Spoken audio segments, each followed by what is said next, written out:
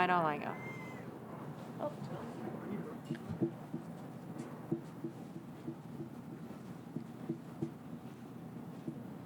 Lydia Coe, 1 over on Cypress Creek. Lydia, talk us through your round a bit. It was pretty tough, especially at the start. I think going into the day, I knew that it was a different wind direction to the other days. I knew that the holes would play quite differently. But, with the first few holes being all into the wind and, it raining last from yesterday afternoon overnight, I think definitely made the course a lot softer, hence made it a lot longer. But everyone's playing in pretty much same course conditions as the tee time spans are, pretty tight. I was just trying to grind my way out there. Obviously, I feel like I could have shot a lower score, but at the same time, I think it could have been a lot worse. So I'll take, what I have today. Bethan. It looked like the green side had sped up and were really rolling out. Can you just talk about how the greens have changed throughout the course of the week, if they have? I think, they've been pretty consistent. I really struggled with my green speed, the control on the first day, and I was like, man, I can't putt this way because there's just, there's too much grinding out there. And obviously with the Cypress course, the greens are quite big. And, even though you'd like to be pretty close with your first putt a lot of the times, but sometimes you're going to have those longer putts. So it's really important to kind of dial in the green speed and distance control. But I feel like I've been doing that a lot better the last couple of days. So I've been trying to putt a little bit more downhill putts and, just stay patient. Sometimes, you feel you keep kind of going on a par train and you're like, okay, like when is there going to be like a good turnaround? But, around a course like this and especially at majors, pars are sometimes not a bad score. We're going to take one from the Cisco WebEx. What's the biggest area of improvement you would want to improve on before tomorrow?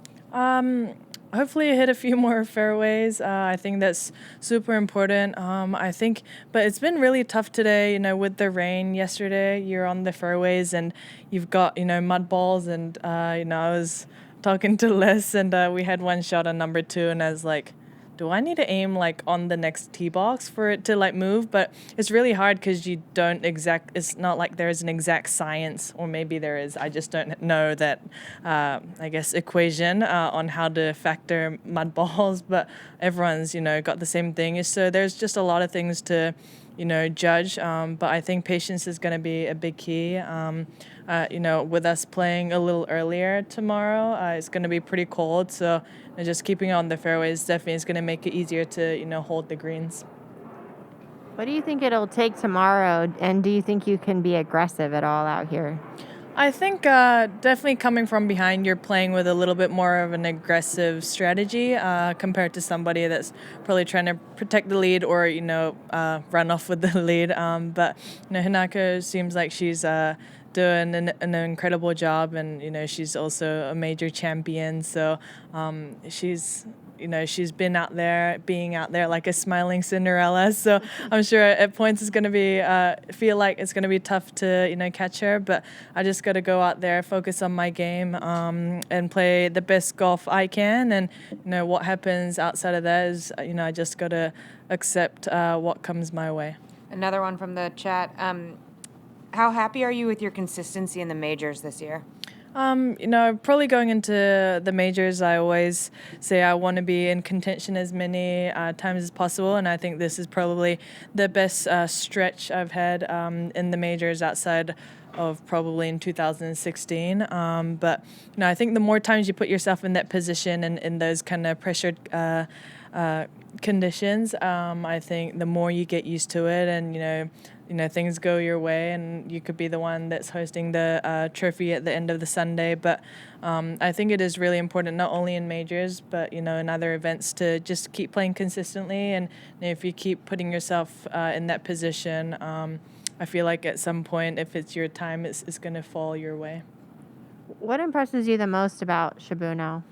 I feel like it's either a great poker face or she's, that smiling assassin. I feel like I smile quite a lot out there, but like I'm like pretty grumpy compared to her. But no, I think she's stayed pretty, calm. And you saw her at the British Open. I'm sure, going into that Sunday, there were, there might have been doubts because not many people have heard of her compared to some other players, but she showed them who's boss, and she's clearly doing that right now. So yeah, I think we're all just trying to focus on our game, but yeah, definitely her demeanor and how calm and calm and collected she's been is definitely an impressive part.